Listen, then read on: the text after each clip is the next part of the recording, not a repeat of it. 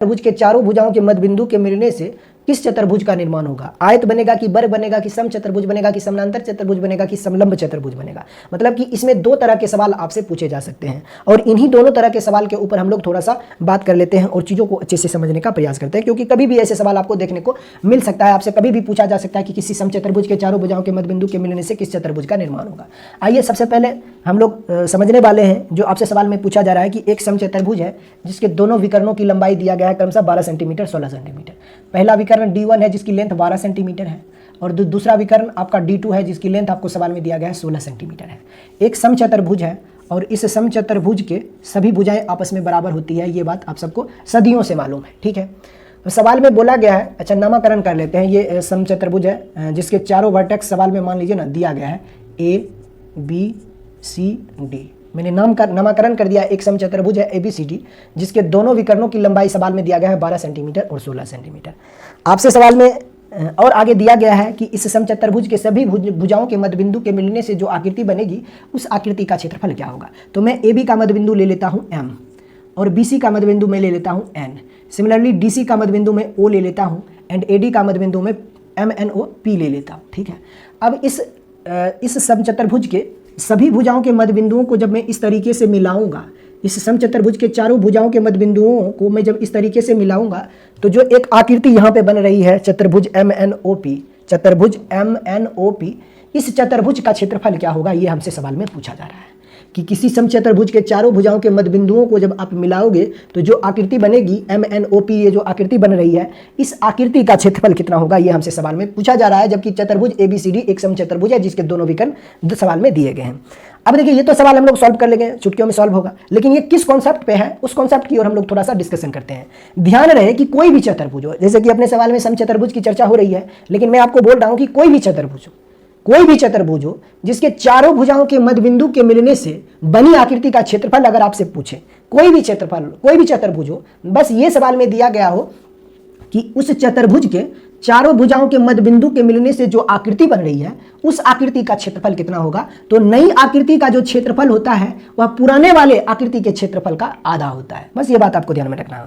कोई भी चतुर्भुज हो, आयत हो, वर्ग हो, समचतुर्भुज हो, समानांतर चतुर्भुज हो या समलंब चतुर्भुज हो या कुछ भी हो, उसकी सभी भुजाओं के मध्य बिंदु को जब आप मिलाओगे, कोई सा भी चतुर्भुज हो जिसके चारों भुजाओं के मध्य बिंदुओं को जब आप मिलाओगे तो जो एक नई आकृति बनती है, ये MNOP कौन सी आकृति है ये अभी हमें नहीं मालूम है। बस इतना हमें मालूम है कि अगर ABCD एक चतुर्भुज है जिसके चारों भुजाओं के मध्य बिंदु के मिलने से एक चतुर्भुज का निर्माण हो रहा है MNOP, तो इस चतुर्भुज MNOP का जो क्षेत्रफल होगा वह इसी पुराने वाले चतुर्भुज के क्षेत्रफल का आधा होगा। यानी MNOP का जो क्षेत्रफल होगा वह ABCD जो समचतुर्भुज है इस समचतुर्भुज के क्षेत्रफल का आधा होगा। बस ये बात आपको ध्यान रखना है।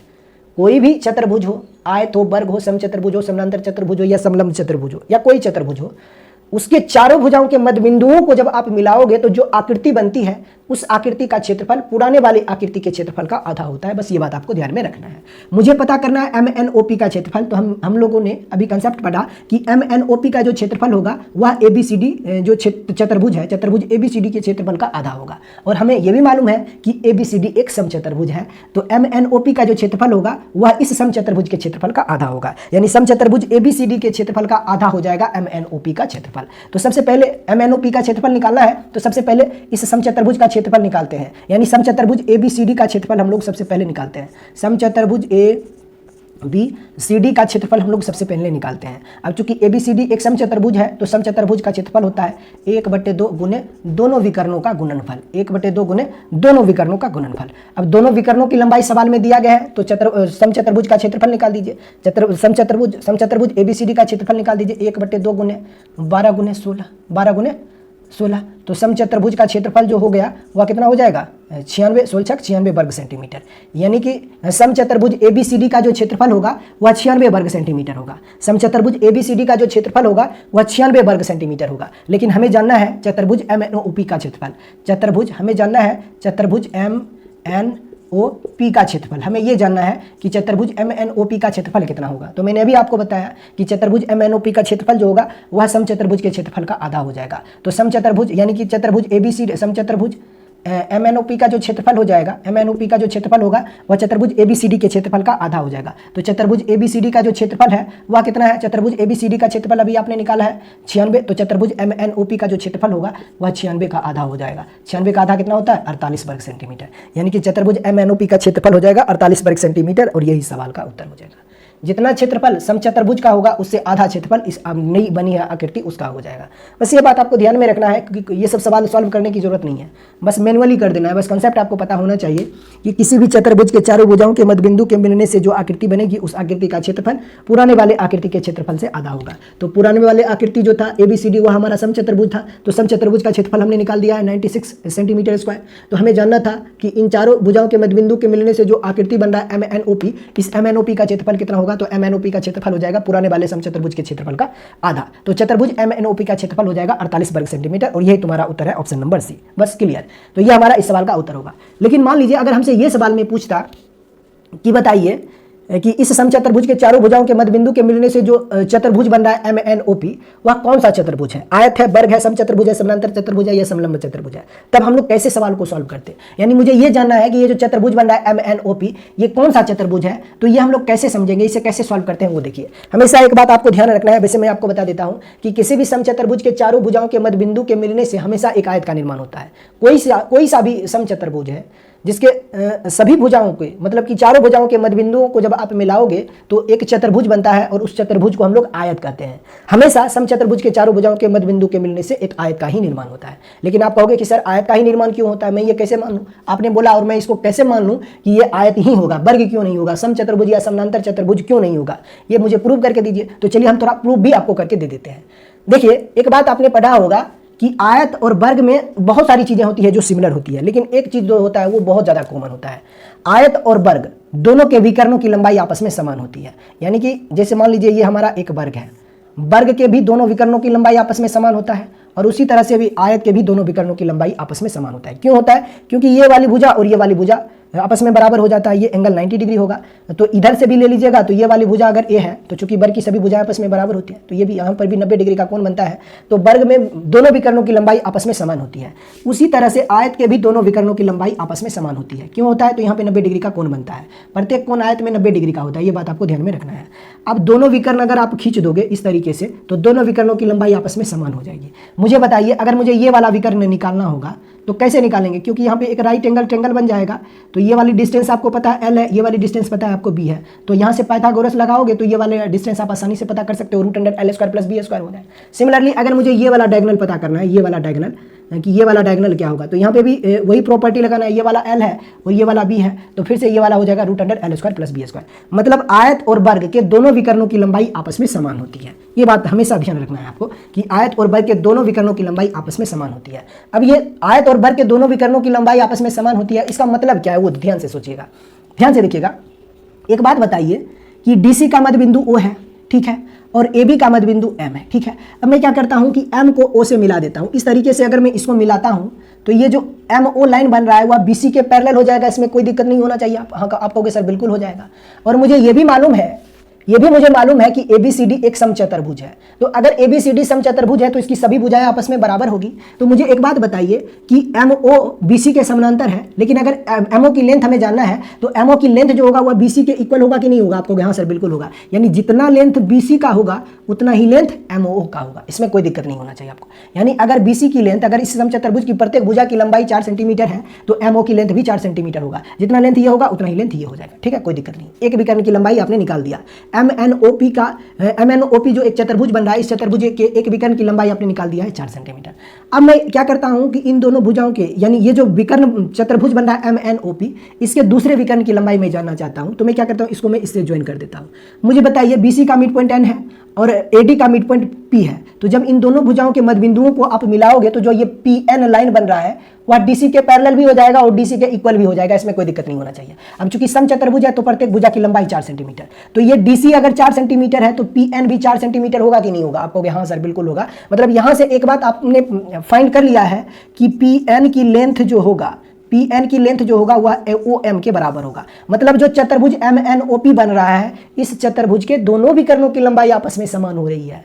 यानी जो चतुर्भुज एम एन ओ पी बन रहा है, इस चतुर्भुज के दोनों विकर्णों की लंबाई आपस में समान हो रही है। इसका मतलब ये होगा कि ये जो चतुर्भुज एम एन ओ पी है वह या तो आयत है या वर्ग है, क्योंकि आयत और वर्ग के ही दोनों विकर्णों की लंबाई आपस में समान होती है। बाकी के किसी भी चतुर्भुज के दोनों विकर्णों की लंबाई आपस में समान नहीं होती है। समचतुर्भुज के दोनों विकर्णों की लंबाई भिन्न भिन्न होती है, अलग अलग होती है। उसी तरह से समानांतर चतुर्भुज के भी दोनों विकर्णों की लंबाई अलग अलग होती है, और समलंब चतुर्भुज में भी यही होता है। बस क्या होता है, आयत और वर्ग के दोनों विकर्णों की लंबाई आपस में समान होती है। तो यहां से हमने ये फाइंड कर लिया है कि एम एन ओ पी जो है वह या तो आयत है या फिर वर्ग है। अब मुझे यह प्रूव करना है कि यह वर्ग नहीं है, यह आयत ही होगा। तो ये कैसे हम प्रूव करेंगे? तो इसको प्रूव करने के बहुत सारे तरीके हैं। आप ऐसे भी मेजर कर सकते हो कि अगर वर्ग होता, ये एम एन ओ पी हमारा वर्ग होता, तो वर्ग के दोनों विकर्णों का कटान बिंदु जो होता है वह 90 डिग्री का कोण बनाता है। लेकिन यहां से आप कैसे प्रूव करोगे? और एक बात ध्यान रखना है आपको कि आयत के जो विकर्ण होते हैं वह कोण समद्विभाजक नहीं होता है, एंगल बाइसेक्टर नहीं होता है, लेकिन वर्ग के जो विकर्ण होते हैं वह एंगल बाइसेक्टर होता है,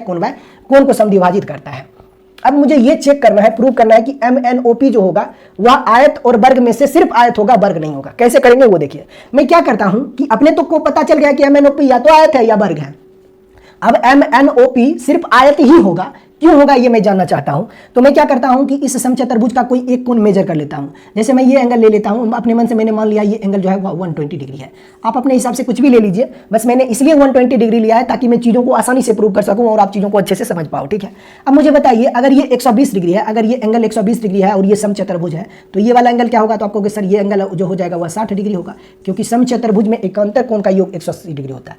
ये कोण 180 डिग्री होगा, उसी तरह से ये कोण 180 डिग्री होगा। किसी भी दो लगातार कोणों का योगफल 180 डिग्री होगा। बस अपोजिट एंगल का सम नहीं होगा। जैसे ये एंगल ये दोनों बराबर होंगे 180 नहीं होगा, ये दोनों बराबर होंगे 180 नहीं होगा। बस अपोजिट एंगल का जो सम, यानी इसका ये कोण तो ये कोण, इन दोनों का सम 180 डिग्री। उसी तरह से ये कोण और ये कोण 180 डिग्री होगा। तो मुझे एक बात बताइए, अगर ये एंगल 120 डिग्री है तो ये एंगल 60 डिग्री हो जाएगा। इसमें कोई दिक्कत नहीं होना चाहिए आपको। और ध्यान रहे कि ABCD जो चतुर्भुज है, समचतुर्भुज है, इसकी सभी भुजाओं की लेंथ को आपने मान लिया है 4, क्योंकि सभी भुजाएं आपस में बराबर होती है। तो मुझे बताइए AB जो है, इस एंगल को मैं 60 डिग्री ले लेता हूँ। ये एंगल हमारा 60 डिग्री है, इसको ध्यान रखना है। अच्छा चलिए मैं हटा देता हूँ, यहाँ पे मैं ले लेता हूँ एंगल A बराबर, इधर देख लीजिए, इसको मैं मिटा देता हूँ। ये काम, इसका काम हो गया है अपना, ठीक है। मैं मान लेता हूँ कि एंगल B जो है वह 120 डिग्री है, 120 डिग्री है। इसीलिए एंगल A जो होगा वह हो जाएगा 60 डिग्री, ठीक है, कोई दिक्कत नहीं, ठीक है। ये एंगल 60 डिग्री हो जाएगा, एंगल A जो है वह आपका 60 डिग्री हो जाएगा। अब एक बात बताइए कि चूंकि ABCD एक समचतुर्भुज है तो सभी भुजाएं आपस में बराबर होगी। अगर BC की लेंथ आपका 4 सेंटीमीटर है तो इस समचतुर्भुज की सभी भुजाओं की लंबाई आपस में 4 सेंटीमीटर होगा। AB की लेंथ भी 4 होगा। अब यहाँ से यहाँ तक 4 है और AB का मध्य बिंदु M है, तो बताइए अगर AB का मध्य बिंदु M है और पूरा लेंथ AB का 4 है तो यहाँ से यहाँ तक की लेंथ 2 होगा, तो ये भी आपका 2 होगा यहाँ से यहाँ तक। इसमें कोई दिक्कत नहीं होना चाहिए। सिमिलरली AD की लेंथ भी 4 है और इसका मिड पॉइंट P है, तो ये भी 2 होगा और ये भी 2 होगा। DC की लेंथ भी 4 है और O इसका मध्य बिंदु है, तो ये भी 2 होगा और ये भी 2 होगा। उसी तरह से ये भी 2 होगा और ये भी 2 होगा, क्योंकि BC का मध्य बिंदु N है, पूरा लंबाई 4 है, तो ये भी 2 और ये भी 2 होगा। मुझे एक बात बताइए, ये एंगल आपका 60 डिग्री है और ये भुजा दोनों आपस में बराबर हो रही है, क्योंकि दोनों भुजा की लंबाई आपस में समान है। तो ये जो चतुर्भुज APM बनेगा, ये जो त्रिभुज APM बनेगा, ये कौन सा त्रिभुज होगा? तो आप कहोगे सर ये समबाहु त्रिभुज बन जाएगा। कैसे? तो बताइए, ये दोनों भुजाएं आपस में बराबर है, बीच का ये कोण 60 डिग्री है। तो अगर ये दोनों ही भुजा आपस में बराबर हो, किसी भी त्रिभुज के दो कोण अगर दो भुजाएं आपस में बराबर हो तो आधार पर के दोनों कोण भी आपस में समान होते हैं। अब ये एंगल 60 डिग्री है तो इन दोनों कोणों का योगफल 120 डिग्री होगा। और यह हमें पता है कि ये दोनों कोण आपस में बराबर है, क्योंकि दोनों भुजाएं आपस में बराबर है। तो 120 को दो बराबर हिस्सों में बांटोगे तो प्रत्येक कोण 60 डिग्री होगा, यानी ये एंगल भी 60 डिग्री हो जाएगा और ये एंगल भी 60 डिग्री हो जाएगा। तो किसी भी त्रिभुज के 3 कोण अगर 60 डिग्री का हो गया तो वो समबाहु त्रिभुज होगा। तो ये वाला डिस्टेंस अगर आपका 2 है और ये भी 2 है, तो ये हमारा ये वाला जो डिस्टेंस होगा PM, ये भी आपका 2 होगा, ठीक है। इसमें कोई दिक्कत नहीं होना चाहिए। और ध्यान रहे कि अगर PM की लेंथ 2 है, PM की लेंथ 2 है, तो उसी तरीके से ON की लेंथ जो होगा वह भी 2 होगा। इसी तरीके से आप प्रूव कर सकते हो, ये भी 60 होगा तो ये भी 60 होगा, ठीक है। अब एक बात मुझे जानना है, बस मैं अगर ये प्रूव कर दूं कि PN, ये जो MN है, इस MN की लेंथ जो होगा वह 2 सेंटीमीटर नहीं होगा, तो बस हम ये प्रूव कर देंगे कि ये जो चतुर्भुज MNOP है वो हमारा आयत ही है, क्योंकि हमें बस यही प्रूव करना है कि MNOP में MNOP जो है वह या तो आयत है या वर्ग है। अगर ये वर्ग होगा तो इसकी सभी भुजाएं आपस में बराबर होनी चाहिए, लेकिन आयत होगा तो इसके आमने सामने की भुजाएं आपस में बराबर होगी। बस आयत और वर्ग के दोनों विकर्ण आपस में बराबर होते हैं, इसलिए मुझे थोड़ा सा और कैलकुलेशन करना पड़ रहा है। अब मैं इस भुजा की ओर चलता हूं, ये जो भुजा MN है, इस MN को जरा ध्यान से देखिएगा। मुझे एक बात बताइए, ये वाला त्रिभुज MBN को देखिएगा, त्रिभुज MNB को देखिएगा, ये वाला जो त्रिभुज बन रहा है इस त्रिभुज को ध्यान से देखिएगा।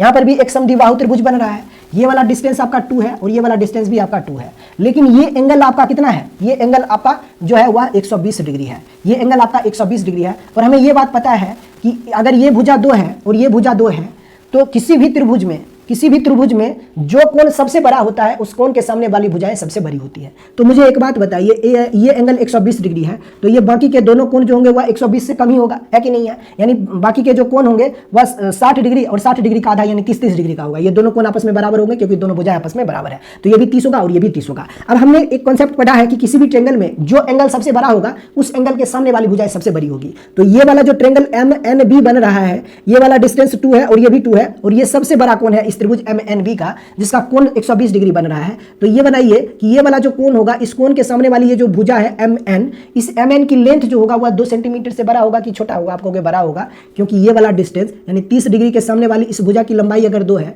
30 डिग्री के सामने वाली इस भुजा की लंबाई अगर 2 है, तो यहाँ पर 120 डिग्री का एंगल जो बन रहा है, इस एंगल के सामने वाली इस भुजा की लंबाई जो होगा वह 2 सेंटीमीटर से बड़ा होगा। ये बात हमने प्रूव कर दिया है। अगर ये बात आपने प्रूव कर दिया है तो आपने ये भी प्रूव कर दिया साथ ही साथ कि चतुर्भुज MNOP जो है, चतुर्भुज MNOP जो है वह सिर्फ और सिर्फ एक आयत ही हो सकता है, सिर्फ और सिर्फ एक आयत ही हो सकता है, वर्ग नहीं होगा। क्यों नहीं होगा? क्योंकि वर्ग इसलिए नहीं होगा क्योंकि वर्ग अगर होता है तो इसकी सभी भुजाएं आपस में बराबर होती। ये 2 है तो ये भी 2 होता, ये भी 2 होता, ये तो 2 है ही लेकिन ये भी 2 होता।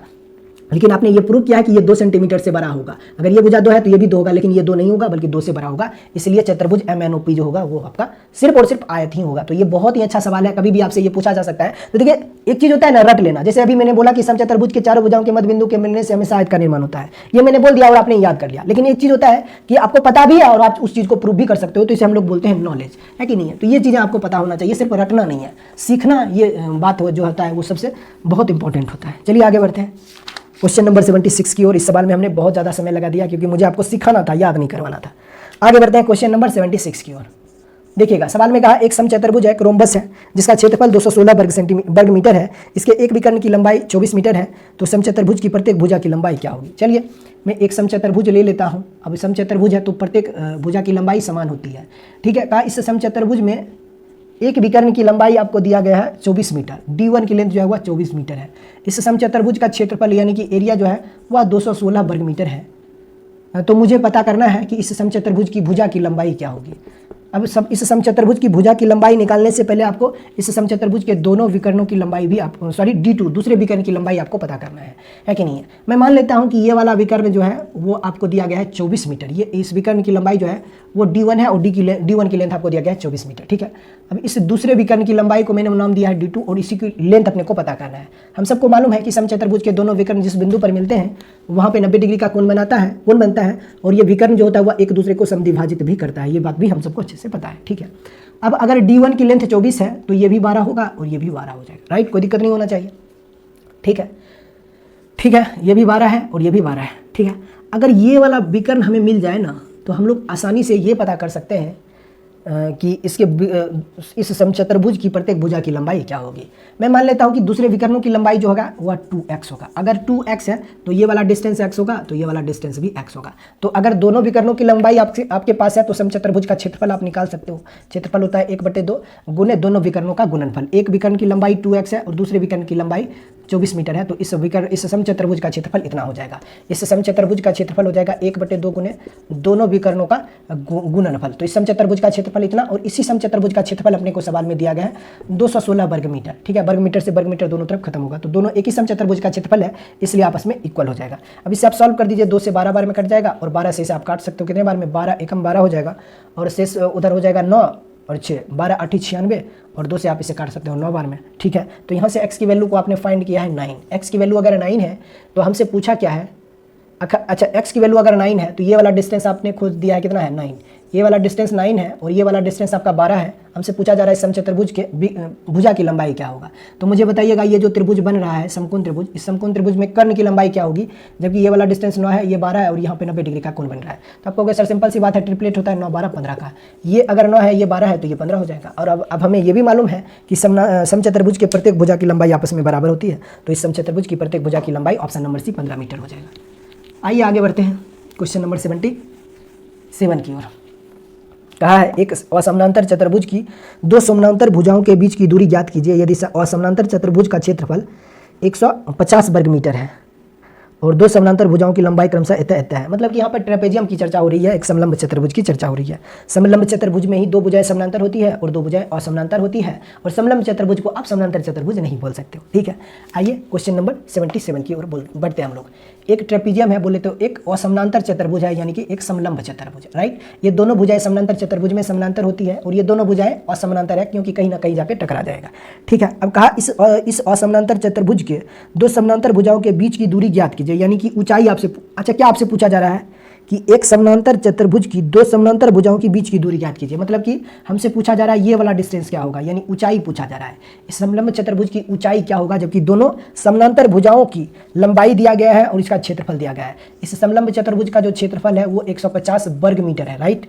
ठीक है, और इसके दोनों विकर्णों की लंबाई क्रमशः 10 मीटर, दोनों समानांतर भुजाओं की लंबाई क्रमशः 10 मीटर और 15 मीटर है। तो ये छोटा समानांतर भुजा है तो इसकी लेंथ 10 मीटर है, ये बड़ा वाला समानांतर भुजा है तो इसकी लेंथ इसका 15 मीटर है। तो समलंब चतुर्भुज का क्षेत्रफल क्या होता है ये बताइए। अच्छा, इसकी ऊंचाई को मैं h दे देता हूँ ना। तो समलंब चतुर्भुज का जो क्षेत्रफल होता है वह होता है 1/2 गुने दोनों समानांतर भुजाओं का योगफल, 1/2 गुने दोनों समानांतर भुजाओं का योगफल गुने ऊंचाई।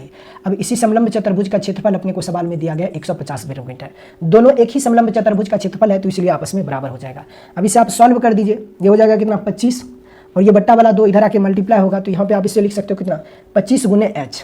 ये हो जाएगा कितना, ये हो जाएगा 25h बराबर ये बट्टा वाला 2 इधर आके गुना होगा तो ये हो जाएगा 300, राइट। तो यहाँ से आप काट सकते हो इसे कितने बार में, 12 बार में कट जाएगा। 100 में कुल 4 25 होते हैं तो 300 में 12 25 हो जाएंगे। तो h की लेंथ कितना हो जाएगा 12 मीटर, यही तो उत्तर होगा, h बराबर 12 मीटर। देख लीजिए कौन सा ऑप्शन दिया गया, option number A. Option number A इस सवाल का उत्तर। बहुत आसान सवाल है। आगे बढ़ते हैं क्वेश्चन नंबर 78 की ओर। क्वेश्चन नंबर 78 को देखिएगा। सवाल में दिया हुआ है कि जब समचतुर्भुज का क्षेत्रफल 324 वर्ग मीटर है और इसके एक विकर्ण की लंबाई 36 सेंटीमीटर है तो इस समचतुर्भुज की प्रत्येक भुजा की लंबाई क्या होगी। ठीक है, फिर से वही सवाल है, ऐसे हम हजारों सवाल हम लोगों ने अभी सॉल्व किया है। देखिए, ये जो आपने टाइप 2 पढ़ रहे हो इसमें सभी सवाल कोऑर्डिनेटर पे बेस्ड है, समचतुर्भुज, समानांतर चतुर्भुज, समलंब चतुर्भुज, है कि नहीं। इसी पे बेस्ड सारे सवाल आपको देखने को मिलेगा। एक समचतुर्भुज है जिसका क्षेत्रफल आपको दिया गया है, क्षेत्रफल यानी कि एरिया जो है वह 324 वर्ग सेंटीमीटर है, 324 वर्ग सेंटीमीटर है। एक विकर्ण की लंबाई 36 सेंटीमीटर है, एक विकर्ण की लंबाई जो है वह 36 सेंटीमीटर है, 36 सेंटीमीटर है। दूसरे विकर्ण की लंबाई सबसे पहले हमें जानना है, तभी आप इस समचतुर्भुज की भुजा की लंबाई निकाल पाओगे। यानी ये दो चीज़ें आपसे पूछी जा रही है, पूछी तो सिर्फ यही जा रही है, लेकिन इससे निकालने के लिए सबसे पहले आपको ये चाहिए। ठीक है, चलिए निकालते हैं। दोनों विकर्ण चुपचाप खींच दीजिए। समचतुर्भुज है तो प्रत्येक भुजा की लंबाई आपस में समान होगी और दोनों विकर्ण जिस बिंदु पर टकराता है वहाँ पे 90 डिग्री का कोण बनता है। ये बात हम सबको सदियों से मालूम है। चलिए, समचतुर्भुज है तो प्रत्येक भुजा की लंबाई आपस में बराबर होगी। ठीक है, एक विकर्ण की लंबाई 36 सेंटीमीटर है, एक विकर्ण की लंबाई जो है वह 36 सेंटीमीटर है। तो मान लीजिए ये विकर्ण 36 है तो ये 18 होगा, ये भी 18 होगा। दूसरे विकर्ण की लंबाई को मैं मान लेता हूँ 2x। ये लेट किया है हमने, एरो मैंने लगा दिया है इसलिए, ताकि आप इस चीज़ को मानिए कि ये मैंने माना है। तो अगर ये 2x है पूरा तो ये हमारा x होगा, तो ये भी हमारा x होगा, राइट। कोई दिक्कत नहीं है। अब बोला गया है कि इस समचतुर्भुज का क्षेत्रफल जो है वह 324 वर्ग सेंटीमीटर है। तो चलिए क्षेत्रफल निकाल देते हैं। समचतुर्भुज का क्षेत्रफल होता है, समचतुर्भुज का क्षेत्रफल होता है 1/2 गुने दोनों विकर्णों का गुणनफल। एक विकर्ण की लंबाई 36 सेंटीमीटर है और दूसरे विकर्ण की लंबाई 2x है, तो इस समचतुर्भुज का क्षेत्रफल इतना। और इसी समचतुर्भुज का क्षेत्रफल अपने को सवाल में दिया गया है 324 वर्ग सेंटीमीटर। तो दोनों एक ही समचतुर्भुज का क्षेत्रफल है तो इसलिए आपस में बराबर हो जाएगा। चलिए इसे सॉल्व करते हैं। ये हो जाएगा कितना, 12 से अगर आप इसे काटते हो तो 12 तिया 36 होगा, और ये हो जाएगा 12 दूना 24, 8 अब 12 सती 84, 3 से ये 9 बार में कट जाएगा। तो x की लेंथ अगर 9 है, यानी x बराबर अगर 9 है तो आपसे पूछा क्या है, a की लेंथ क्या होगा।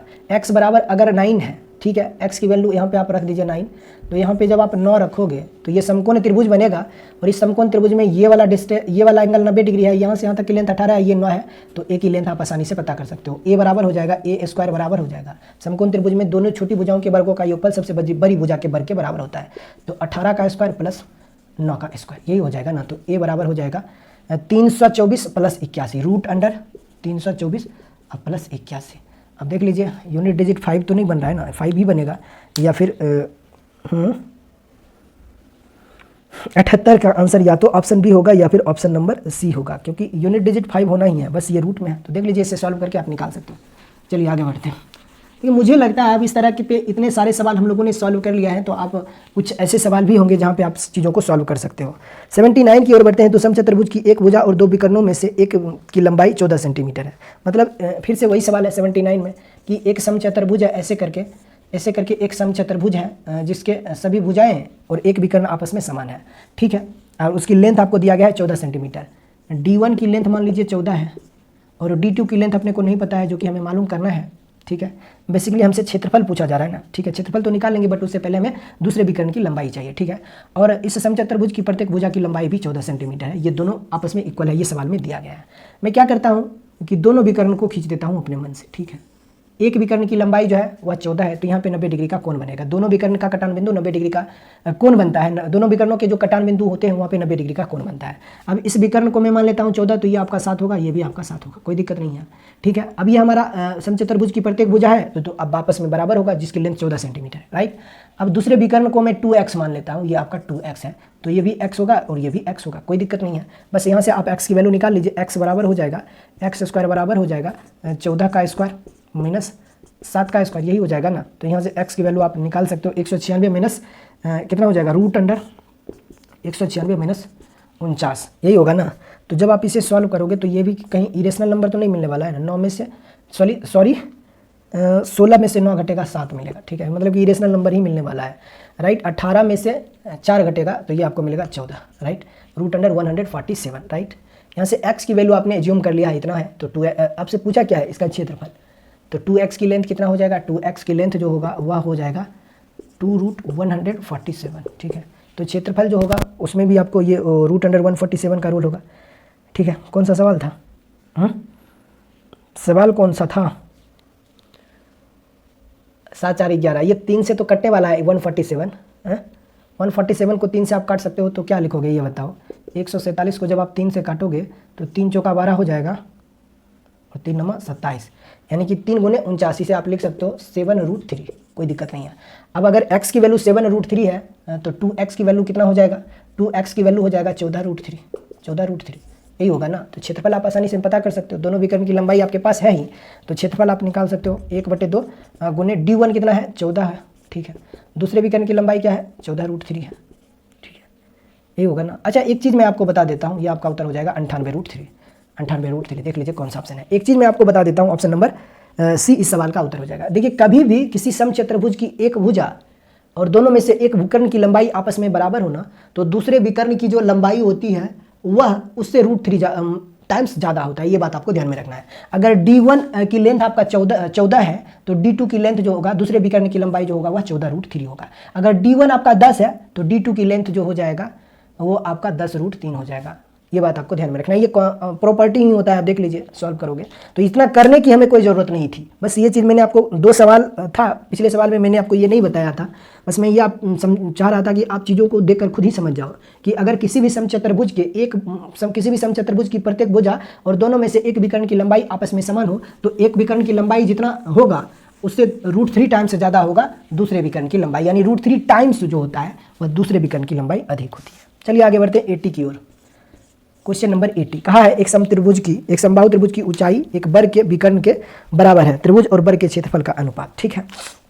ऐसे है, यहाँ पे एक इक्विलेटरल ट्रायंगल है और यहाँ पर एक वर्ग है, ऐसे मान लीजिए ये आपका एक वर्ग है, ये हमारा एक स्क्वायर है, ठीक है। वर्ग है तो इसकी समबाहु त्रिभुज है तो सभी भुजाएं आपस में बराबर होगी, वर्ग है तो उसी तरह से सभी भुजाएं आपस में बराबर होगी। कहा है कि इस समबाहु त्रिभुज की जो ऊंचाई होगी, ये जो परपेंडिकुलर डिस्टेंस होगा वह इस वर्ग के विकर्ण के बराबर होगा, ये सवाल में बोला गया है। तो मुझे बताइए किसी भी समबाहु त्रिभुज की जो ऊंचाई होता है, यानी ये आपका जो हाइट है वह होता है √3/2 गुने a। इस समबाहु त्रिभुज की ऊंचाई इतना होगा। अब ये वर्ग है तो वर्ग के प्रत्येक भुजाएं आपस में बराबर होगी। अगर ये x है और ये x है तो ये आपका होता है √2 × x। ये बात आप सबको अच्छे से पता होगा। विकर्ण की लंबाई √2a होता है। अब भुजा की लंबाई x है तो ये √2x हो जाएगा। तो इस वर्ग की विकर्ण की लंबाई जो होगा वह √2 × x होगा। ठीक है, वर्ग के विकर्ण की लंबाई इतना, इस समबाहु त्रिभुज की ऊंचाई इतना है, जो कि दोनों आपस में बराबर है। ठीक है, यही हो जाएगा, दोनों आपस में बराबर हो जाएगा। अब आप इसे सिंपली सॉल्व करोगे ना तो ये बट्टा वाला इधर आके मल्टीप्लाई हो जाएगा। ठीक है, तो चलिए इसे सॉल्व करते हैं। इसे एक स्टेप आप आगे बढ़ाओगे तो ये √3a बराबर हो जाएगा 2√2x। देन यहाँ से आप इसे सॉल्व कर सकते हो कि a/x हो जाएगा कितना, a/x हो जाएगा 2√2/√3।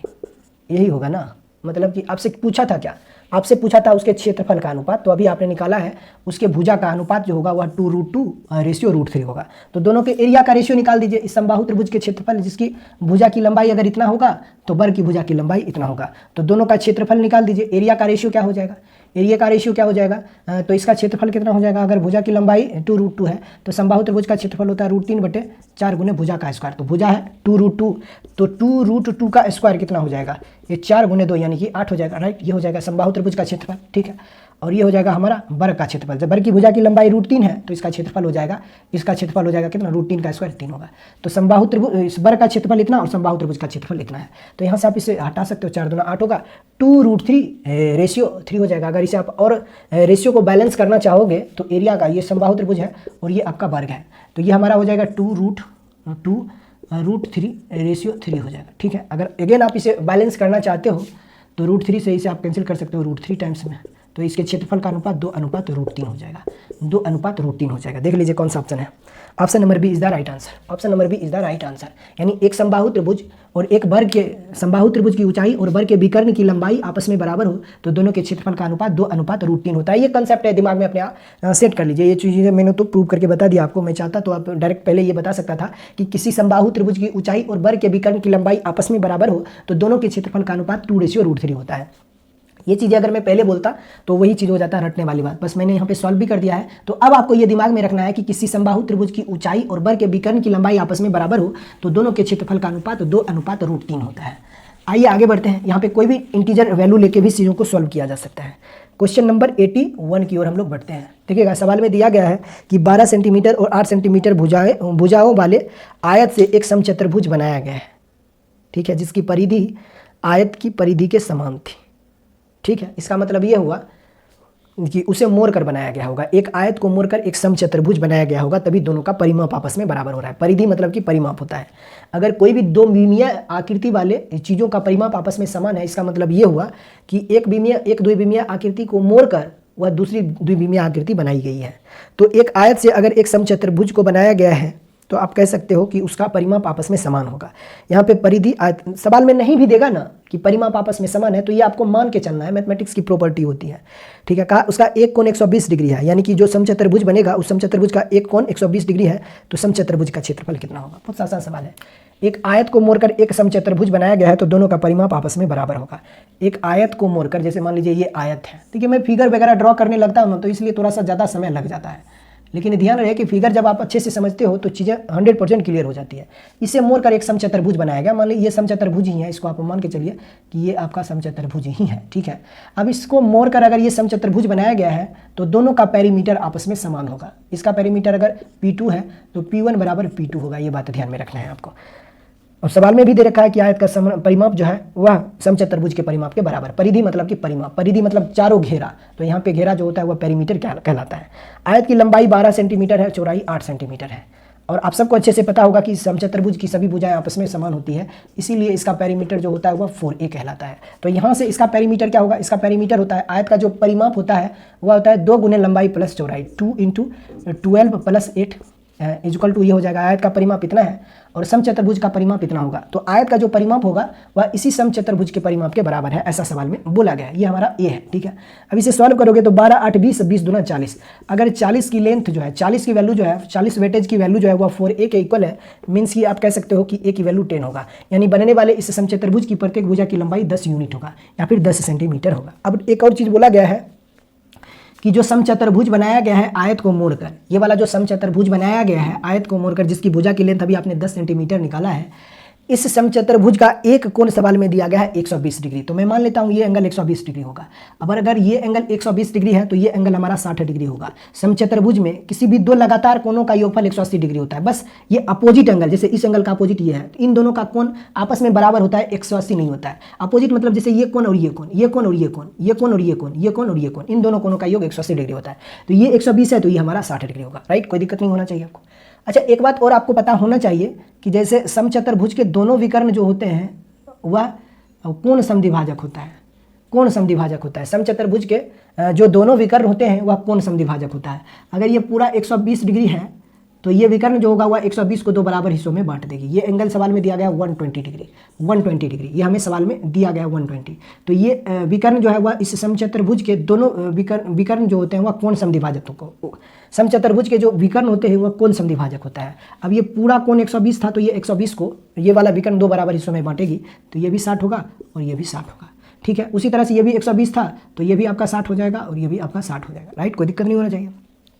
समचतुर्भुज है तो प्रत्येक भुजा की लंबाई 10 यूनिट होगा। मुझे एक बात बताइए कि ये जो त्रिभुज बन रहा है समबाहु त्रिभुज, ये वाला जो समबाहु त्रिभुज बन रहा है, इस समबाहु त्रिभुज की प्रत्येक भुजा की लंबाई 10 सेंटीमीटर होगा। प्रत्येक कोण 60 डिग्री का है तो प्रत्येक भुजाएं जो होगी वह आपस में बराबर होगी और प्रत्येक भुजा की लंबाई 10 सेंटीमीटर होगा, ठीक है। मुझे जानना है इस समचतुर्भुज का क्षेत्रफल, तो जितना इस त्रिभुज का क्षेत्रफल होगा उतना ही इस त्रिभुज का क्षेत्रफल होगा, क्योंकि दोनों समबाहु त्रिभुज बन रहा है और समान भुजाओं के साथ बन रहा है, तो जितना इसका क्षेत्रफल होगा उतना ही क्षेत्रफल एक इसका होगा। तो पूरे समचतुर्भुज का क्षेत्रफल निकालने के लिए एक समबाहु त्रिभुज का क्षेत्रफल निकाल दीजिए और उसमें 2 से मल्टीप्लाई कर दीजिए तो पूरा समचतुर्भुज का क्षेत्रफल आपको मिल जाएगा। तो समचतुर्भुज का क्षेत्रफल हो जाएगा, इस समचतुर्भुज का क्षेत्रफल हो जाएगा इस त्रिभुज के क्षेत्रफल का 2 गुना। तो इस त्रिभुज का क्षेत्रफल कितना होगा, तो चूंकि समबाहु त्रिभुज है तो क्षेत्रफल हो जाएगा √3/2 गुना भुजा का स्क्वायर। भुजा की लंबाई 10 है तो समबाहु त्रिभुज का क्षेत्रफल इतना हो जाएगा। अब मुझे जानना है पूरे समचतुर्भुज का क्षेत्रफल, तो 2 से गुना कर दीजिए, तो 2 से ये 2 कैंसिल हो जाएगा, तो समचतुर्भुज का क्षेत्रफल कितना हो जाएगा। अच्छा, ये चीज़ें आपको शायद नहीं दिखाई दे रही होगी, हाँ दिखाई दे रहा है, ठीक है। चलिए इसको मैं थोड़ा सा और सटा देता हूँ।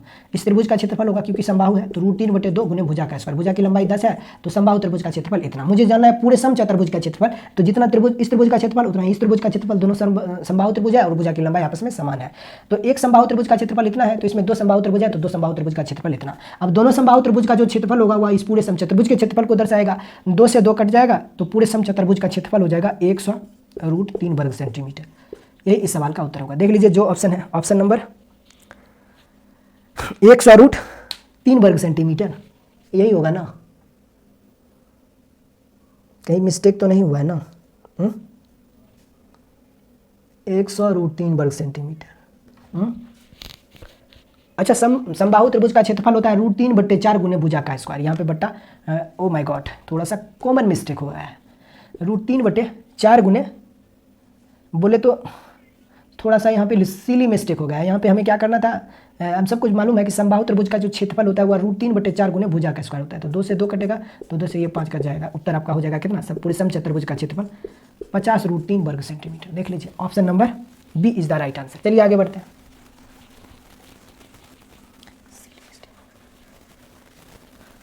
चलिए आगे बढ़ते हैं क्वेश्चन नंबर 82 की ओर। कहा यदि किसी समचतुर्भुज के विकर्णों का अनुपात 5:4 हो तो समचतुर्भुज के क्षेत्रफल और उसके विकर्णों के गुणनफल का अनुपात क्या होगा। देखिए हमेशा एक बात ध्यान रखना है कि समचतुर्भुज के विकर्णों की लंबाई आपको दे दे या दोनों का अनुपात दे दे और आपसे ये पूछे कि समचतुर्भुज के क्षेत्रफल और दोनों विकर्णों के गुणनफल का अनुपात क्या होगा, तो दोनों विकर्णों के गुणनफल और उस समचतुर्भुज के क्षेत्रफल का अनुपात 2:1 होता है। ये बात हमेशा ध्यान रखना है। आपसे पूछा जा रहा है समचतुर्भुज के क्षेत्रफल और दोनों विकर्णों के गुणनफल का अनुपात, तो उत्तर होगा 1:2। Option number C is the right answer. ऐसा क्यों होता है, तो सिंपल सी बात है, क्वेश्चन नंबर 82 है ना, सिंपल सी बात है। ये समचतुर्भुज है तो समचतुर्भुज के दोनों विकर्ण की लंबाई मान लीजिए d1 बराबर x है और d2 बराबर मान लीजिए 2x है, कुछ भी मैं मान लेता हूँ, राइट। और क्या बोला गया है, अच्छा इसके विकर्णों की लंबाई आपको सवाल में दिया गया ही है। अगर नहीं भी दिया गया होता तो भी हम चीज़ों को कर सकते थे, ये कॉन्सेप्ट ही होता है, इसमें कोई लेना देना नहीं है, ठीक है। देखिए मैं बोला गया, अच्छा मान के चलिए अभी मैंने आपको कहा कि देखिए समचतुर्भुज में जो दोनों विकर्णों का गुणनफल और उस समचतुर्भुज के क्षेत्रफल का अनुपात आपसे पूछे तो 2:1 होगा। उस समचतुर्भुज के दोनों विकर्णों के गुणनफल और उस समचतुर्भुज के क्षेत्रफल का अनुपात पूछे तो उत्तर होगा 2:1, ठीक है। लेकिन अगर हमसे ये पूछे कि समचतुर्भुज के क्षेत्रफल और दोनों विकर्णों के गुणनफल का अनुपात क्या होगा, तब उत्तर होगा 1:2। क्यों होता है? तो आप सब कोई भी वैल्यू मान सकते हो दोनों विकर्णों की लंबाई। जैसे मैंने मान लिया कि D1 की लेंथ जो होगा वह x होगा और D2 की लेंथ जो होगा वह 2x होगा। आप कुछ भी मान सकते हो, इसमें कोई दिक्कत नहीं है। तो बताइए जरा कि हमसे पूछा जा रहा है समचतुर्भुज के क्षेत्रफल और उस समचतुर्भुज के दोनों विकर्णों का गुणनफल। तो बताइए इस समचतुर्भुज के दोनों विकर्णों का जो गुणनफल होगा वह होगा 2x², यानी कि हम कह सकते हैं कि D1 गुने D2 बराबर हो जाएगा 2x²। ये हो जाएगा दोनों विकर्णों का गुणनफल। और मैं ये जानना चाहता हूँ कि उस समचतुर्भुज का क्षेत्रफल कितना होगा।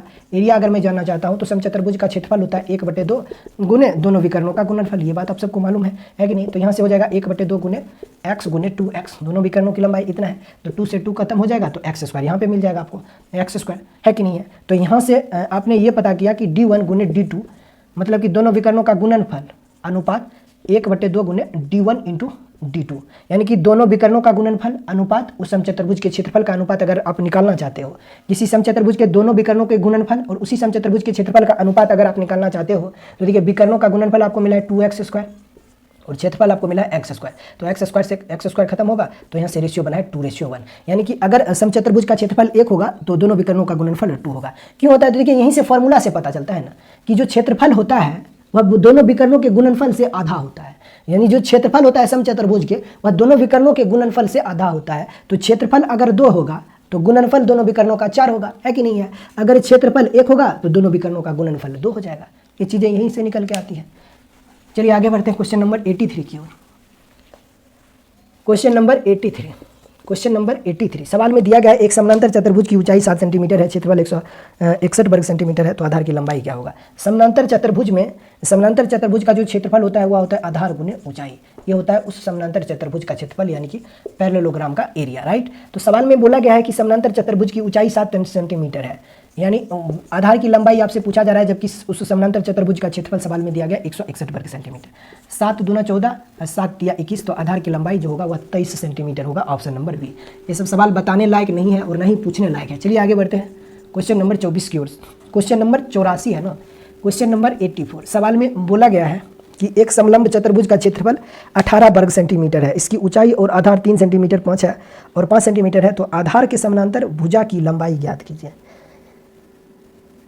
एक समलंब चतुर्भुज का क्षेत्रफल 18 वर्ग सेंटीमीटर है, इसकी ऊंचाई और आधार क्रमशः 3 सेंटीमीटर और 5 सेंटीमीटर है, तो आधार के समानांतर भुजा की लंबाई ज्ञात कीजिए। चलिए मैं मान लेता हूं कि ये हमारा ट्रेपीजियम होगा और इस ट्रेपीजियम में बोला गया है कि ये जो हाइट है और ये जो आधार है, ठीक है, उसकी लेंथ आपको दिया गया है। ऊंचाई जो है यानी h जो है वह 3 है और आधार जो है वह 5 है, ठीक है, जबकि इसका क्षेत्रफल जो है एरिया जो है वह 18 वर्ग सेंटीमीटर है।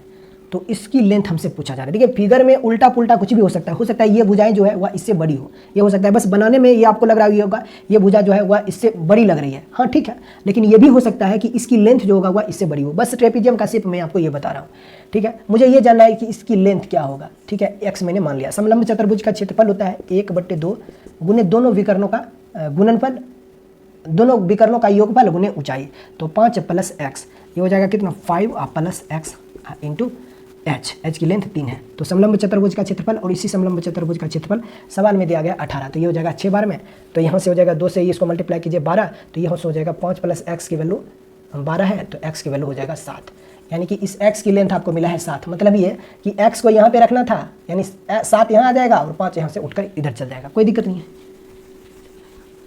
चलिए क्वेश्चन नंबर 85 की ओर बढ़ते हैं। क्वेश्चन नंबर 85 सवाल में दिया गया है क्वेश्चन नंबर 85 में कि किसी समचतुर्भुज की एक भुजा की लंबाई 17 सेंटीमीटर है और इसका एक विकर्ण 8 है, सॉरी एक विकर्ण 16 सेंटीमीटर है तो दूसरे विकर्ण की लंबाई, ये सवाल सॉल्व करने की जरूरत नहीं है।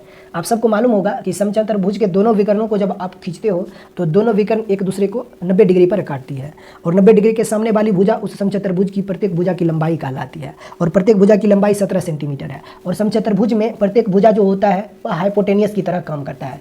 तो समचतुर्भुज में ऐसे बनता है PBH, देखिए ये बनता है ना, फिगर के जरिए ही मैं आपको समझा देता हूँ। दोनों विकर्ण ऐसे खींच दोगे तो यहाँ पे 90 डिग्री का कोण बनेगा, ठीक है, यहाँ पे 90 डिग्री का कोण बनेगा। तो ये वाला जो साइड है वह यहाँ पे जो राइट एंगल ट्रेंगल बन रहा है इसमें हाइपोटेनियस का काम करेगा और ये समचतुर्भुज की भुजाएं हैं तो सभी आपस में बराबर होगी। ये आपको दिया गया है 17 सेंटीमीटर है तो ये भी 17 होगा, ये भी 17 होगा और ये भी 17 होगा। इधर भी 90, इधर भी 90 और इधर भी 90 बनता है, इसमें कोई दिक्कत नहीं होना चाहिए। कहा एक विकर्ण की लंबाई जो है ना वह 16 है, तो मैं मान लेता हूँ ये पूरा 16 है तो ये भी 8 होगा और ये भी 8 होगा। अब बताइए ये 8 है, ये 17 है और ये 90 डिग्री का कोण यहाँ पे बना रहा है, तो ये वाला डिस्टेंस क्या होगा?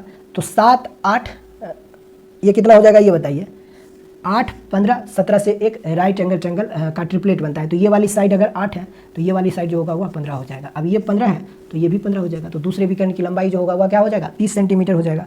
ऑप्शन नंबर ए इस सवाल का उत्तर होगा। प्रॉपर्टी भी लगाइएगा ना, तो यहाँ से इसका लेंथ जो होगा वह इसके स्क्वायर में से इसके स्क्वायर को माइनस करोगे तो यहाँ से यहाँ तक 15 होगा तो ये भी 15, ठीक है। नंबर 86 को देखिएगा। सवाल में दिया हुआ है कि एक समचतुर्भुज है जिसकी भुजा की लंबाई 61 सेंटीमीटर है। इस समचतुर्भुज का क्षेत्रफल 1320 वर्ग सेंटीमीटर है। तो समचतुर्भुज के दोनों विकर्णों का योगफल कितना होगा ये आपको पता करना है। अब देखिए ऐसे बहुत सारे सवाल हम लोगों ने पीछे सॉल्व किया है जहाँ पर हमसे पूछा जा रहा था बताइए दोनों विकर्णों का योगफल कितना होगा। तो ऐसे सवालों को सॉल्व करने का आसान तरीका मैंने आपको बताया था। अगर आप इसे ट्रेडिशनली से बेसिक तरीके से सॉल्व करना चाहोगे तो काफ़ी लेंदी जाएगा। देखिए कैसे इस सवाल को हम आसानी से सॉल्व करते हैं वो देखिए। कहा उस समचतुर्भुज की भुजा की लंबाई 61 सेंटीमीटर है और उसका क्षेत्रफल जो है वह 1320 वर्ग सेंटीमीटर के बराबर है। तो आपसे पूछा जा रहा है कि उस समचतुर्भुज के दोनों विकर्णों का योगफल कितना होगा ये आप हमें बताइए। उस रोम्बस के दोनों डायगोनल का सम कितना होगा ये आपसे पूछा जा रहा है। तो देखिए किसी भी समचतुर्भुज में उसकी जो भुजा होती है वह एक हाइपोटेनियस की तरह काम करता है। किसी भी समचतुर्भुज में जैसे मान लीजिए यहाँ पर मैं एक रोम्बस ले लेता हूँ और इस रोम्बस मैंने अगर लिया है, ये रोम्बस अगर हमारा है तो इस रोम्बस के दोनों डायगोनल का अगर आप खींचते हो इस तरीके से तो आप सबको अच्छे से पता होगा कि समचतुर्भुज के दोनों विकर्ण जिस बिंदु पर मिलते हैं वहाँ पर एक दूसरे को ये 90 डिग्री पर काट देता है और एक दूसरे को समद्विभाजित भी करता है। जितना लेंथ इसका होगा उतना लेंथ इसका होगा, उतना ही लेंथ इसका होगा और उतना ही लेंथ इसका होगा।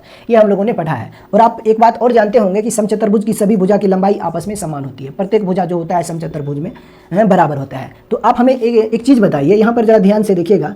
इस समचतुर्भुज में यहाँ पे एक समकोण त्रिभुज बन रहा है। तो समकोण त्रिभुज में 90 डिग्री के सामने वाली जो भुजा होती है वह हाइपोटेनियस कहलाती है, यानी कि कर्ण कहलाती है। तो आप मुझे बताइए कि किसी भी समचतुर्भुज की जो भुजा होती है वह कर्ण की तरह काम करती है कि नहीं करती है? आप कहोगे हाँ सर बिल्कुल करती है। तो आप मुझे ये बताइए कि अगर हाइपोटेनियस की लेंथ आपको मिल गया है 61 है तो आपसे पूछा जा रहा है दोनों डायगोनल का सम कितना होगा, दोनों विकर्णों का योगफल कितना होगा। तो एक तो तरीका यह है कि आप इसे ट्रेडिशनली सॉल्व कर दीजिए। आप कुछ भी मान सकते हो कि इस डायगोनल की लेंथ मैं मान लेता हूँ कि D1 की लेंथ जो होगा वह 2x होगा और D2 की लेंथ जो होगा वह मैं 2y मान लेता हूं। तो अगर ये x है तो ये भी x होगा, ये y है यहां से यहां तक तो ये भी आपका y हो जाएगा, इसमें कोई दिक्कत नहीं है। तो अगर आप इसे बेसिक तरीके से सॉल्व करना चाहते हो तो इस समकोण त्रिभुज को जरा ध्यान से देखिएगा। यहां से यहां तक की लेंथ y है और ये वाला डिस्टेंस आपका x है और ये वाला डिस्टेंस आपका 61 है। तो हम सब जानते हैं कि समकोण त्रिभुज में दोनों छोटी भुजाओं के वर्गों का जो योगफल होता है यानी x square plus y square बराबर हो जाएगा कितना? 61 का स्क्वायर हो जाएगा। समकोण त्रिभुज में किसी भी समकोण त्रिभुज में दोनों छोटी भुजाओं के वर्गों का योगफल जो होता है वह उस समकोण त्रिभुज में सबसे बड़ी भुजा के वर्ग के बराबर हो जाता है। तो एक तो तरीका यह है कि यहाँ से आप सॉल्व कीजिए तो आपको चीज़ें मिल जाएगी। लेकिन अगर इस तरीके से आप सवालों को सॉल्व करना शुरू करोगे तो काफ़ी लेंदी हो जाएगा, बहुत सारे इक्वेशन सॉल्व करने पड़ेंगे। मैं क्या करता हूं कि अपने को पता ही है कि यहाँ पर अगर एक राइट एंगल ट्रायंगल बन रहा है जिसमें हाइपोटेनियस की लेंथ आपको पता है 61 है, तो आप मुझे बताइए कि कोई ऐसा ट्रिपलेट आपने पढ़ा है, कोई ऐसा ट्रिपलेट पढ़ा है आपने राइट एंगल ट्रायंगल की तीन साइड के बारे में? कोई आपने ऐसा ट्रिपलेट पढ़ा है जिसमें हाइपोटेनियस की लेंथ जो हो वह 61 हो और बाकी के दोनों साइड जो हो वह एक इंटीजर नंबर हो? तो आप कहोगे हाँ सर हम लोगों ने पढ़ा है। समकोण त्रिभुज में 3 भुजाएं होती है, किसी भी त्रिभुज में 3 भुजाएं होती है। ये परपेंडिकुलर है, ये बेस है और ये आपका हाइपोटेनियस है। अपने को दिया गया है हाइपोटेनियस की लेंथ जो है वह 61 सेंटीमीटर है, ठीक है। मुझे ये पता करना है कि इन दोनों में से इन दोनों की साइड की लेंथ क्या होगा, हमें ये जानना है। तो देखिए किसी भी समकोण त्रिभुज की कर्ण की लंबाई अगर 61 सेंटीमीटर है ना तो बाकी दोनों भुजा की लंबाई जो होता है वह 11 और 60 होता है। यानी 11 सेंटीमीटर, 60 सेंटीमीटर और 61 सेंटीमीटर से आप एक समकोण त्रिभुज का निर्माण कर सकते हो। इन तीनों भुजा से आप एक समकोण त्रिभुज का निर्माण कर सकते हो। अपने पास हाइपोटेनियस की लेंथ 61 सेंटीमीटर था, तो यहाँ से आपने एक ट्रिपलेट लगाया दिमाग कि एक ट्रिपलेट होता है राइट एंगल ट्रायंगल की 3 साइड होती है। अगर कर्ण की लंबाई 61 सेंटीमीटर है तो बाकी के दोनों भुजा की लंबाई 11 और 60 हो सकता है। ये बात अपने को पता चल गया है कि यहाँ पे जो ट्रिपलेट यूज होने वाला है वह 11, 60 और 61 का होने वाला है। ठीक है, मतलब आप ऐसे भी कर सकते हो कि इसका स्क्वायर जो होगा वह इन दोनों के स्क्वायर के सम के इक्वल हो जाएगा। ये बात अपने को पता है। अब यहाँ पे आपको पता चल गया है कि मान लीजिए यहाँ से यहाँ तक का लेंथ अगर आपके पास 60 है, अगर ये वाला डिस्टेंस आपका 60 है तो ये वाला डिस्टेंस जो होगा, ये वाला डिस्टेंस वो भी आपका 60 होगा, उसमें कोई दिक्कत नहीं है। ठीक है, अब यहाँ से यहाँ तक की लेंथ अगर आपका 11 है, अगर ये वाला डिस्टेंस 11 है तो ये वाला डिस्टेंस जो होगा वह भी 11 हो जाएगा, है कि नहीं है। तो एक डायगोनल की लेंथ 22 हो जाएगा, D1 की लेंथ आपको 22 मिलेगा और D2 की लेंथ जो होगा वह 60 + 60 120 हो जाएगा। तो यहाँ पे आप डायरेक्ट D1 प्लस D2 की वैल्यू डायरेक्ट मत निकाल दीजिए, है ना। सबसे पहले आपको एक चीज और सेटिस्फाइड करवाना है कि अगर आपने D1 की वैल्यू लिया है 121 और D2 की वैल्यू को आपने लिया है 22, तो इसका एरिया आप निकाल दीजिए। अगर इसका क्षेत्रफल 1320 वर्ग सेंटीमीटर के बराबर आ जाए तभी ये D1 और D2 की वैल्यू होगा, है कि नहीं है। ये बात आपको ध्यान रखना है। तो इस समचतुर्भुज का जो क्षेत्रफल हो जाएगा, समचतुर्भुज का क्षेत्रफल होता है, रोम्बस का जो एरिया होता है, रोम्बस का जो एरिया होता है, रोम्बस का जो क्षेत्रफल होता है, रोम्बस का जो क्षेत्रफल होता है, रोम्बस ऐसे होता है या ROHMBUS ऐसा कुछ होता है, मान लीजिए जो भी होगा। इसका क्षेत्रफल अगर मैं निकालना चाहता हूं तो इस समचतुर्भुज का क्षेत्रफल होता है हाफ गुने दोनों विकर्णों का गुणनफल। तो ये हो जाएगा दोनों विकर्णों का गुणनफल। एक विकर्ण 120 है और दूसरा विकर्ण जो है वह आपका 22 है। अब इसे 2 से डिवाइड कर दीजिए तो इस समचतुर्भुज का क्षेत्रफल इतना आपको मिल जाएगा। अब इसे 2 से आप काट सकते हो, इतने कितने बार में हो जाएगा 60। अब 22 को 60 से मल्टीप्लाई कीजिएगा तो देखिए ये हो जाएगा कितना, अगर आप 60 को 22 से मल्टीप्लाई करते हो तो ये हो जाएगा 0, 6 दूना 12, ये हो जाएगा 0 और 6 दूना 12। तो यहाँ से आपका उत्तर जो मिलने वाला है वह उत्तर मिलने वाला है जो कि सवाल में दिया गया है। मतलब कि यहाँ पर जब आपने डायगोनल की लेंथ D1 की लेंथ को 120 लिया है ट्रिपलेट्स के जरिए यहाँ से, और D2 की वैल्यू आपने अगर 22 लिया है तो यहाँ से इस समचतुर्भुज का क्षेत्रफल 1320 वर्ग सेंटीमीटर के बराबर आ रहा है जो कि सवाल में दिया गया है। मतलब कि ये सेटिस्फाइड कर रहा है। तो मतलब यहाँ से हमें ये पता चल गया है कि इस समचतुर्भुज की एक भुजा की लंबाई अगर 61 सेंटीमीटर है और उसका क्षेत्रफल 1320 वर्ग सेंटीमीटर है तो उस समचतुर्भुज के दोनों विकर्णों की लंबाई जो होगा वह क्या होगा, एक की विकर्ण की लंबाई 22 सेंटीमीटर होगा तो दूसरे विकर्ण की लंबाई जो होगा वह 120 सेंटीमीटर होगा। तो हमसे यही पूछा जा रहा था कि दोनों विकर्णों का योगफल कितना होगा। तो देखिए 22 + 120 यानी कितना हो जाएगा, 142 सेंटीमीटर, और यही इस सवाल का उत्तर हो जाएगा। 22 प्लस 120 यानी कि 142 सेंटीमीटर। ऑप्शन नंबर सी इस सवाल का उत्तर हो जाएगा, यानी कि ऑप्शन नंबर सी इस सवाल का उत्तर हो जाएगा। D1 की लेंथ आपको मिल गया है, D1 की लेंथ जो होगा यहाँ से यहाँ तक 120 और D2 की लेंथ आपको मिल गया है 11 + 11 यानी कि 22। तो इस डायगोनल की लेंथ जो होगा, डायगोनल इस समचतुर्भुज के दोनों विकर्णों का योगफल जो होगा वह 142 सेंटीमीटर होगा। ऐसे बहुत सारे सवाल हम लोगों ने पीछे सॉल्व किया है। आइए आगे बढ़ते हैं क्वेश्चन नंबर 87 की ओर। देखिएगा सवाल में दिया गया है कि 10 सेंटीमीटर और 6 सेंटीमीटर बीमा वाले एक आयत से समान परिमाप वाला एक समचतुर्भुज बनाया गया है जिसका एक कोण 60 डिग्री है, तो समचतुर्भुज का क्षेत्रफल कितना होगा। बहुत आसान सवाल है। अगर आयत को मोड़कर समचतुर्भुज बनाया जाता है तो दोनों का परिमाप आपस में बराबर होता है जो कि सवाल में भी दिया गया है। तो आयत की लंबाई जो है वह 10 सेंटीमीटर है और चौड़ाई जो है वो आप सवाल में दिया गया है, आपके सवाल में 6 सेंटीमीटर है। तो इस आयत का परिमाप हो जाएगा 2 × L + B।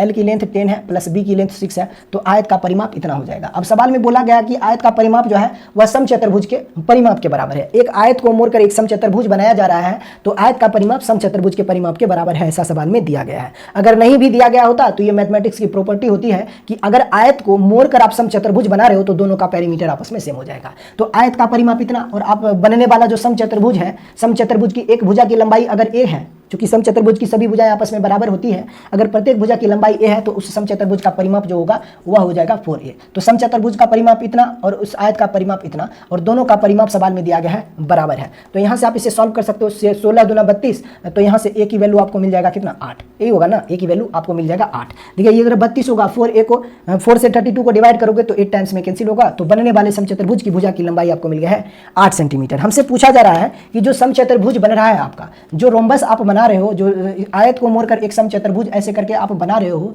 इस समचतुर्भुज में एक विकर्ण की लंबाई जो है ना, एक विकर्ण का कोण, सॉरी, इस बनने वाले समचतुर्भुज का एक कोण जो है वह 60 डिग्री है। तो मान लीजिए कि ये समचतुर्भुज बन रहा है, एक आयत को मोड़कर ये वाला समचतुर्भुज मैं बना रहा हूँ, और इस विकर्ण, इस आयत, इस समचतुर्भुज का एक कोण जो है वह 60 डिग्री है। अब आप सबको अच्छे से पता होगा कि समचतुर्भुज में आमने सामने के कोण आपस में बराबर होते हैं। ये अगर 60 डिग्री है तो ये भी हमारा 60 डिग्री होगा, इसमें कोई दिक्कत नहीं होना चाहिए। और एक चीज और आपको पता होना चाहिए कि समचतुर्भुज में किसी भी दो कोण का योगफल 180 डिग्री होता है, बस अपोजिट एंगल का है सामने। जैसे ये एंगल और ये एंगल आपस में बराबर होंगे, इसके कोणों का योगफल 180 नहीं होगा, इन दोनों कोणों का योगफल 180 डिग्री होगा। अगर ये आपका 60 डिग्री है तो ये हमारा हो जाएगा 120 डिग्री, ये हो जाएगा 120 डिग्री। ये बात आप सबको अच्छे से पता है।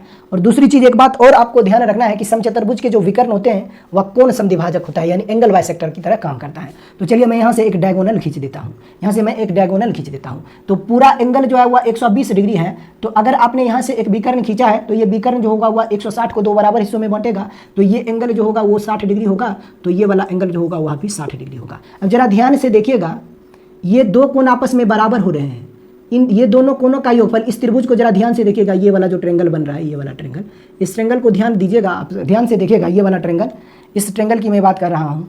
ये एंगल अगर 60 डिग्री है और ये एंगल 60 डिग्री है, तो ये एंगल कितना होगा ये आप हमें बताइए। तो आप कहोगे ये भी एंगल 60 डिग्री का हो जाएगा, कि किसी भी त्रिभुज के तीनों कोणों का योगफल, किसी भी त्रिभुज के तीनों कोणों का योगफल 180 डिग्री होता है। अगर इन दोनों कोणों का योगफल 120 डिग्री है तो बाकी के बचा हुआ जो तीसरा कोण होगा वह 60 डिग्री का होगा, तभी इन त्रिभुज के तीनों कोणों का योगफल 180 डिग्री हो पाएगा। अब आप सबको अच्छे से पता होगा कि किसी भी त्रिभुज में अगर तीनों कोण समान है और प्रत्येक कोण 60 डिग्री के बराबर है तो वह त्रिभुज जो होता है वह एक इक्विलेटरल ट्रायंगल होता है, यानी कि एक समबाहु त्रिभुज होता है, एक ऐसा त्रिभुज जिसकी सभी भुजा की लंबाई आपस में बराबर हो। अब सवाल में बोला गया है कि आयत को मोड़कर, इस आयत को मोड़कर जो आप समचतुर्भुज बना रहे हो जिसमें एक कोण 60 डिग्री है, तो सवाल में बोला गया था कि बनने वाले समचतुर्भुज का परिमाप उस आयत के परिमाप के बराबर है। तो यहाँ से उस समचतुर्भुज की बनने वाली, जो समचतुर्भुज आपने बनाया है, उस समचतुर्भुज की भुजा की लंबाई आपने निकाल दिया है 8। मीन्स कि यहाँ पर जो समचतुर्भुज बनेगा, इस समचतुर्भुज की प्रत्येक भुजा की लंबाई जो होगा वह 8 होगा। तो जरा ध्यान से देखिएगा, ये वाला ट्रेंगल, इस ट्रेंगल की प्रत्येक भुजा की लंबाई क्या होगा आप हमें ये बताइए। तो आप कहोगे सर सिंपल सी बात है,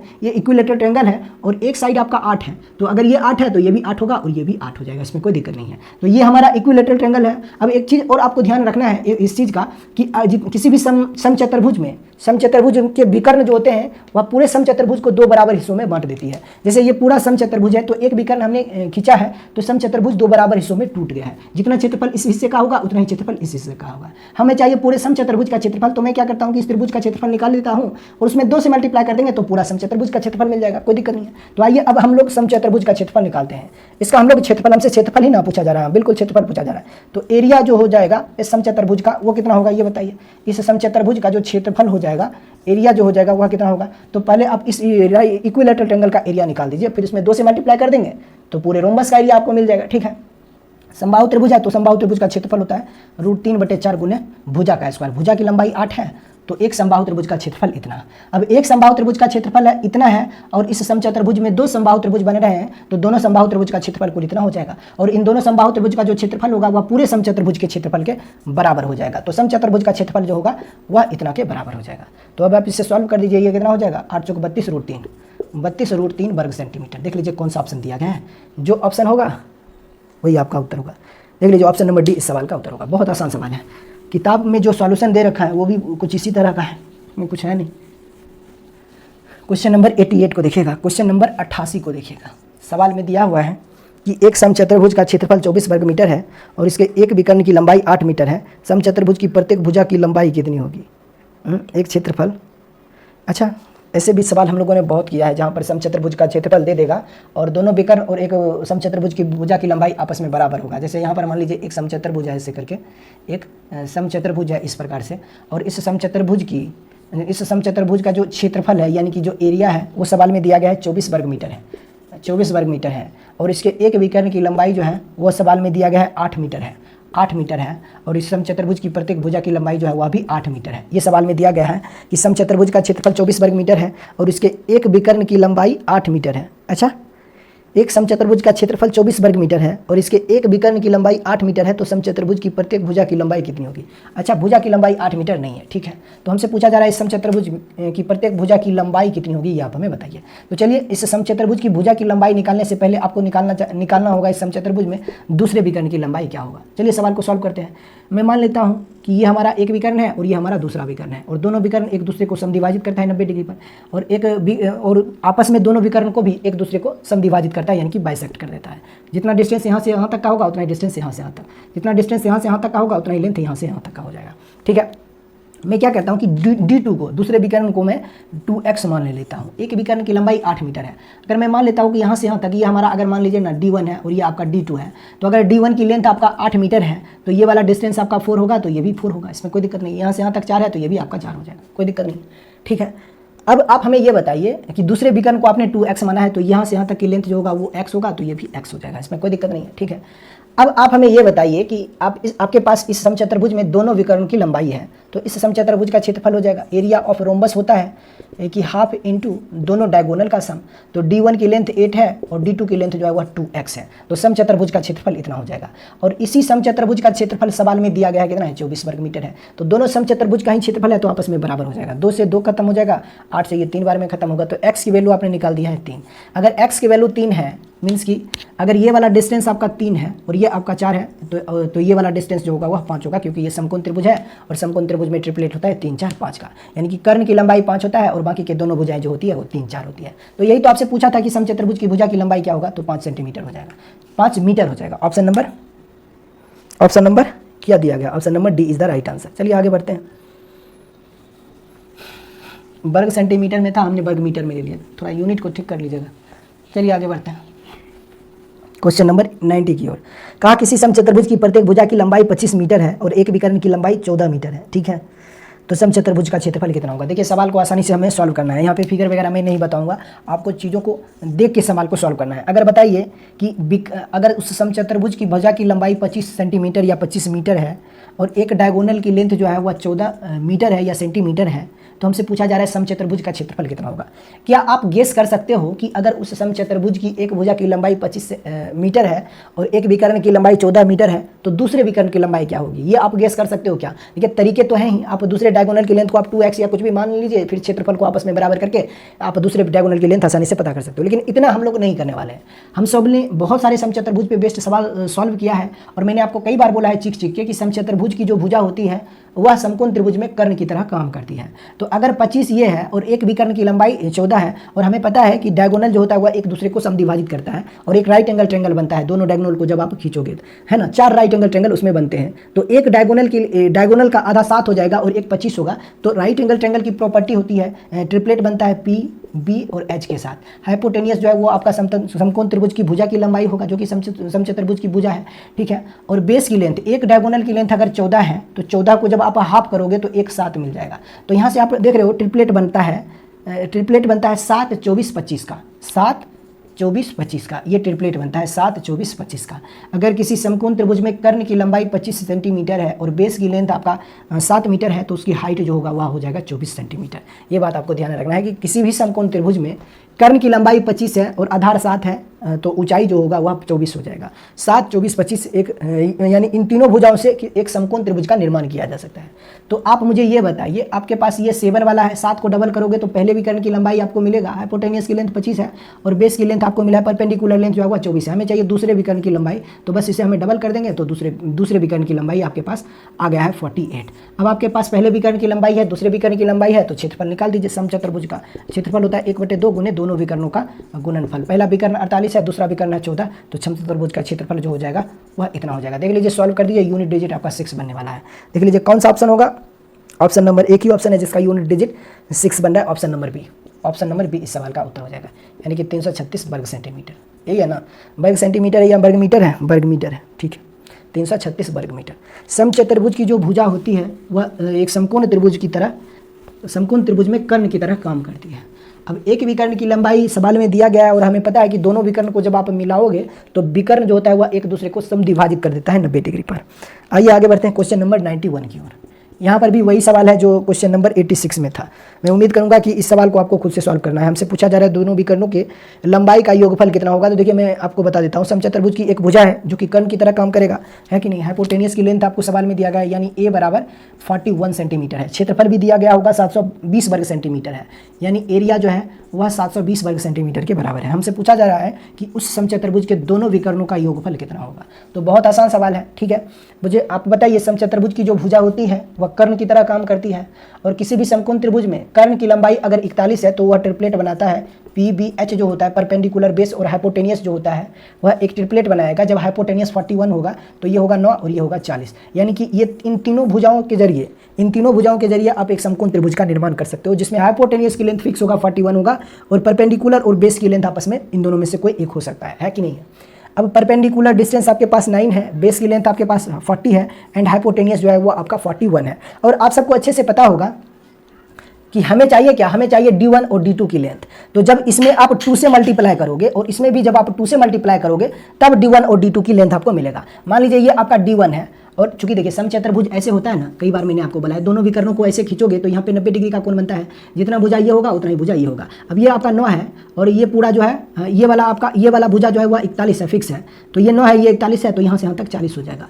अब ये 40 है तो ये भी आपका 40 हो जाएगा, ये 9 है तो ये भी आपका 9 हो जाएगा, है कि नहीं है। तो यहाँ पर देखिए ये वाला डिस्टेंस 9 है, और आपसे पूछा जा रहा है D1 और D2 का सम, यानी दोनों विकर्णों का योगफल आपसे पूछा जा रहा है। आधे विकर्ण की लंबाई 9 है और आधे विकर्ण की लंबाई 40 है, तो पूरा लंबाई कितना हो जाएगा 18 और 80। तो यहाँ से एक विकर्ण की लंबाई D1 की लेंथ 18 है, और D2 की लेंथ अगर 40 दूना 80 है, तो दोनों का सम निकाल दीजिए। D1 प्लस D2 बराबर कितना हो जाएगा 80 प्लस 18 98 सेंटीमीटर, यही होगा 98 सेंटीमीटर। तो ऐसे सवालों को इस तरीके से हमें सॉल्व करना होता है। Option number C. देखिए किताब में स्क्वायर वगैरह किया गया है, इससे अगर बचना है तो ट्रिपलेट के बारे में आपको चीज़ें पता होनी चाहिए कि समकोण त्रिभुज के कुछ इंपॉर्टेंट से ट्रिपलेट होते हैं जिसके बारे में आपको पता होना चाहिए। क्वेश्चन नंबर 92 को देखिएगा। कहा किसी समचतुर्भुज की एक भुजा 13 सेंटीमीटर है और उसका एक विकर्ण 10 सेंटीमीटर है, तो उसके दूसरे विकर्ण की लंबाई कितना होगा 24 सेंटीमीटर होगा। Option number A. यहाँ पर भी ट्रिपलेट बनेगा, यानी समचतुर्भुज क्वेश्चन नंबर 92 को देखिएगा। ए की लेंथ अगर सवाल में दिया गया है 13 सेंटीमीटर है, D1 की लेंथ आपके पास है 10 सेंटीमीटर है, और हमसे पूछा जा रहा है दूसरे विकर्ण की लंबाई क्या होगा। ठीक है, हमें पता है कि समकोण त्रिभुज की जो भुजा होती है वह हाइपोटेनियस की तरह काम करती है, समकोण त्रिभुज में कर्ण की तरह काम करती है। और जब दोनों विकर्णों को आप खींचोगे ना तो विकर्ण जो होता है वह समद्विभाजित हो जाता है। ये 10 है तो इसका एक टुकड़ा हो जाएगा 5। हाइपोटेनियस आपके पास 13 है, तो एक समकोण त्रिभुज बनता है जिसमें एक भुजा कर्ण की लंबाई 13 है और एक भुजा 5 है, तो दूसरे विकर्ण की आधी लंबाई जो होगा वह 12 हो जाएगा। ट्रिपलेट बनाता है ना PBH जो होता है, H अगर 13 है और ये वाला डिस्टेंस मान लीजिए ना 5 है, क्योंकि आपको दिया गया है पहले विकर्ण की लंबाई 10, तो आधा हो जाएगा 5, और तो यहाँ से ट्रिपलेट बनेगा 5 12 13 का, तो ये हो जाएगा 12। तो आधे विकर्ण की लंबाई 5 है, तो यहाँ पर दूसरे आधे विकर्ण की लंबाई 12 हो जाएगा, और हाइपोटेनियस 13 है। तो हमें चाहिए क्या, पूरे विकर्ण की लंबाई D2।